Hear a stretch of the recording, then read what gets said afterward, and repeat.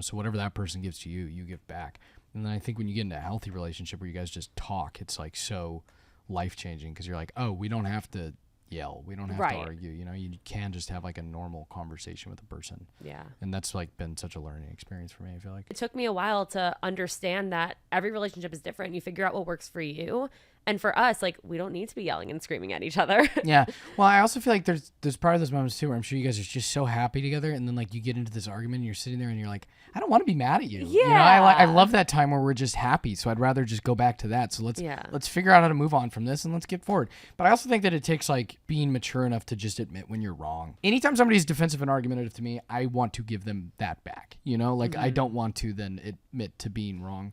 So when she just admits to being wrong or is like, hey, I don't want to argue over this, that's when I feel like it all digresses because I'm like, yeah, I don't really want to argue either.